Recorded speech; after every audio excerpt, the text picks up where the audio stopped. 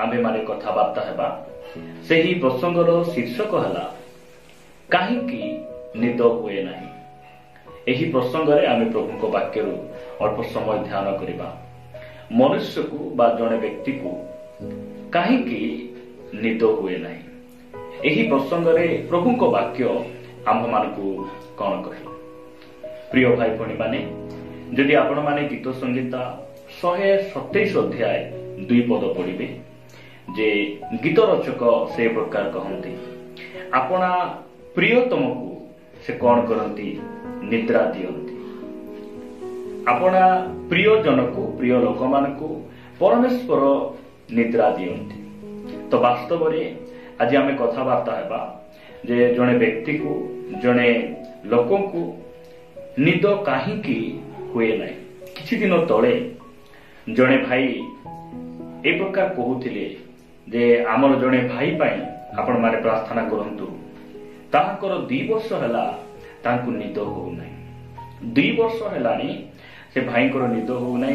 आपण माने प्रार्थना करंतु। प्रिय भाई भणी माने आज आमे वाक्यर आलोक रे अल्प समय ध्यान करी देखिबा जे वास्तव रे निद काहींकी हुए नै। ताहार 5टी कारण मु बाइबल ठारू रखिबा पई चाहे। प्रथम कारण आपण मानक निकट रे मु रखिबा पई चाहे मो सहित आपण माने उपदेशक पुस्तक 5 अध्याय को आसीबे। उपदेशक 5 अध्याय 12 पद रे ए प्रकार लिखा जाए श्रमजीवी लोक अल्प बा बहुत खाइले हैं ताहार निद्रा सुखकर हुए मात्र धनवान रो पूर्णता ताहाकू निद्रा जीवाकू देव नाही। निद काहींकू हुए नाही कारण बाइबल आमको भल भाव कहे जड़े परिश्रमी लोक को आपण देखिबे से माने दिन जाक काम करी अल्प टंका से माने रोजगार करती आउ जहाँ सब से माने इनकम करती सेतिरे से माने संतुष्ट होई डाली हो चारू हो से माने बने परिवार सहित अल्प खाइले किंबा अधिक खाइले से मानकर निद्रा से माने आराम रे सुई जाती। मात्र बाइबल कहे जे मात्र धनवान रो पूर्णता मनुष्य को निद्रा जीवाकू दिए नहीं निद दिए नहीं। सेतिपाई प्रभु यीशु ख्रीष्ट कहले जे जेउठारे धन सेही ठारे तुम मानकर मन। एही कथा प्रभु यीशु ख्रीष्ट आमानकु कहले आ से आमानकु सचेतन कले। वास्तव रे धनी हेबा टंका उपार्जन करिबा पाप नुहे।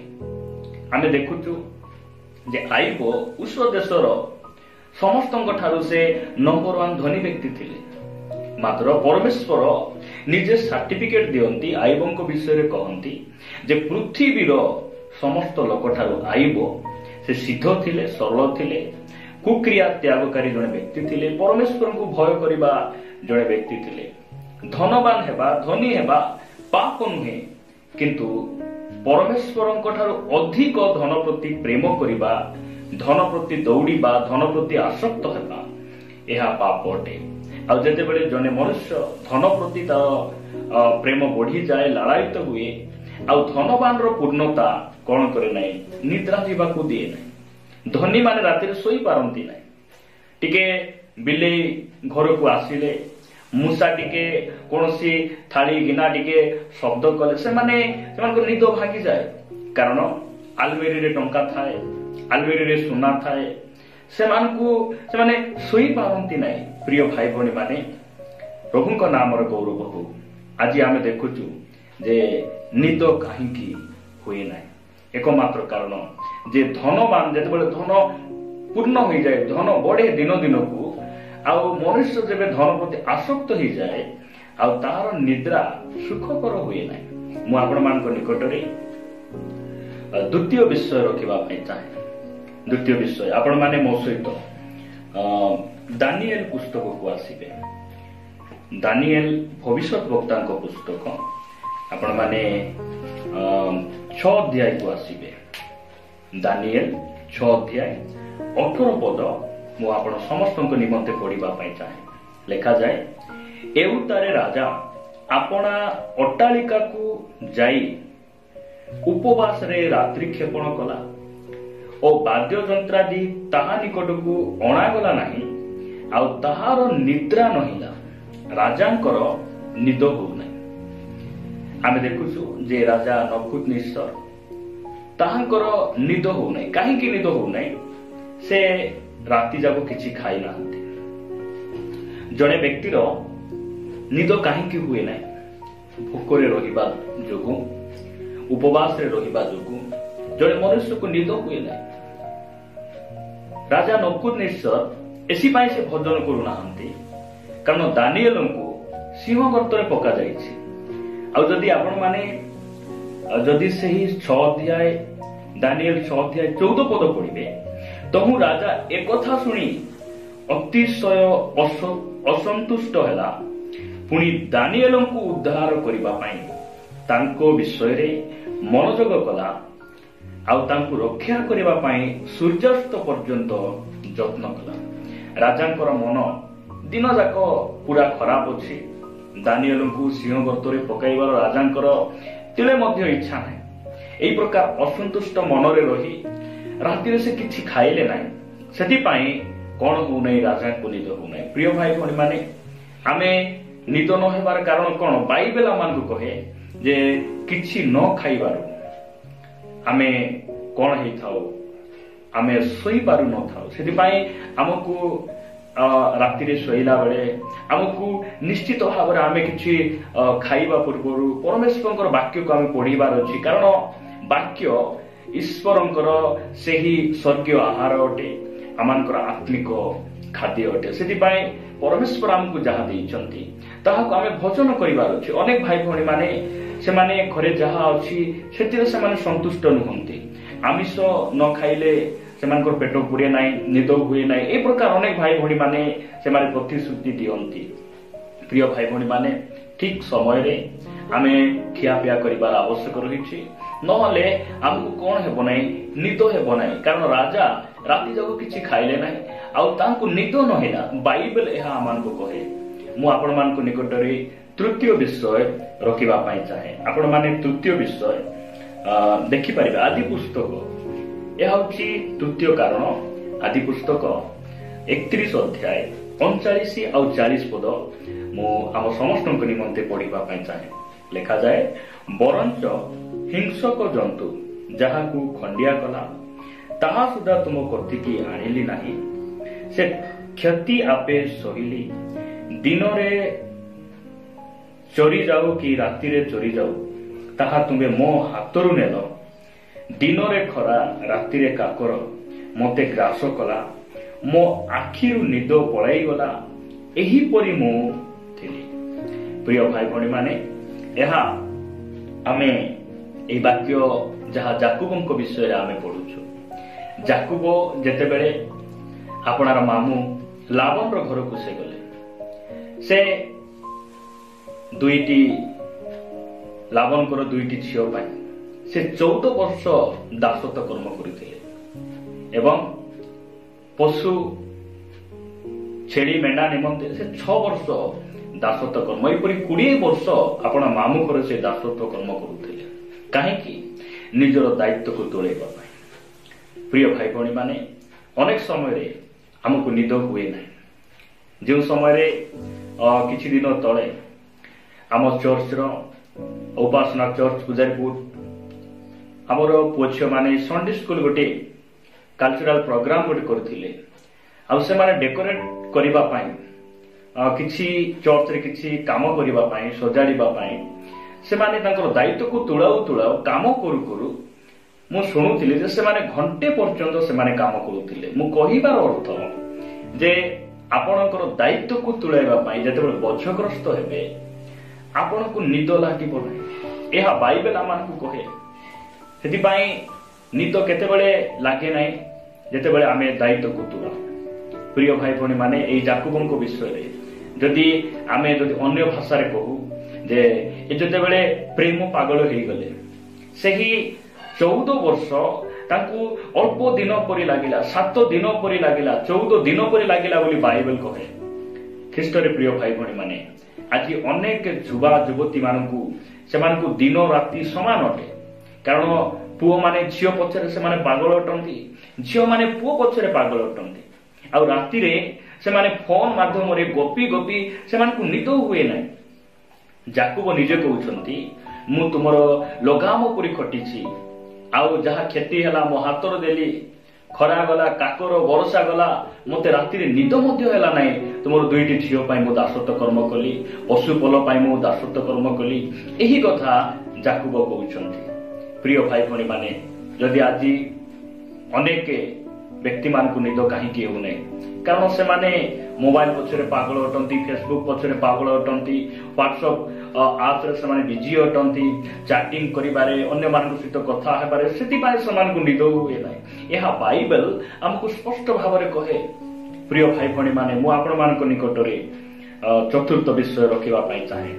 चतुर्थ विषय आपण माने सही दानिएल पुस्तक को आसीबे। चतुर्थ विषय दानिएल पुस्तक 2 अध्याय 1 पद। दानिएल पुस्तक 2 अध्याय 1 पद रे लिखा जाए अनंतर नबुकुदनेस्तर राजत्वर द्वितीय वर्ष रे नबुकुदनेस्तर स्वप्न देखिला तहिरे ताहार आत्मा उद्विग्न हला और ताहार निद्रा भग्न हला। निद भांगी गला कहार राजा नबुकुदनेस्तर निद भांगी जाउछि। काहेकि निद भांगुछि कारण से गोटे स्वप्न देखुछंती आ से स्वप्न माध्यम रे से भयभीत ही जाउछंती आ उद्विग्न होउछंती निद भांगी जाउछि। आमे ठीक सही परी किछि आमे स्वप्न देखु जो स्वप्न द्वारा हमको भय लागे डर लागे आ से स्वप्न माध्यम रे हमर निद कोन ही जाए भांगी जाए। बेले बेले आमे अनेक ठारू सुनिछु जे राति मु गोटे स्वप्न देखिली आ मते सकाळ 4टा-5टा पर्यंत बिल्कुल मु केते आखि बुझी चेष्टा कली मात्र मते निद हैला नै। प्रिय भाई भणी माने राजा नबुकुदनेस्तर जो स्वप्न देखिले से स्वप्न मध्य से भूली गले।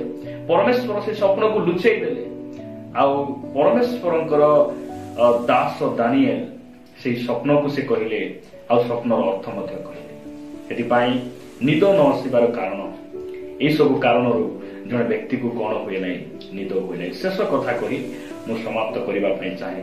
आपण माने मो सहित एस्टर पुस्तक को आसीबे। एस्टर 5 अध्याय एस्टर 6 अध्याय 1 पद। एस्टर 6 अध्याय 1 पद रे प्रकार लिखा जाए सही रात्रि रे राजा सोई पारिला नाही। सही रात्रि रे राजा सोई पारिला नाही एणु से स्मरणीय इतिहास पुस्तक आनिबा को आज्ञा देला पुणी ताहा राजा साक्षात पाठ करागला। लिखा जाए सही रात्रि रे क्यों रात्रि रे जो दिन हामन जिहुदी लोक मानकु बा मर्दक्य को फांसी देवा पाई गोटे फांसी काठ से तैयारी करुछि।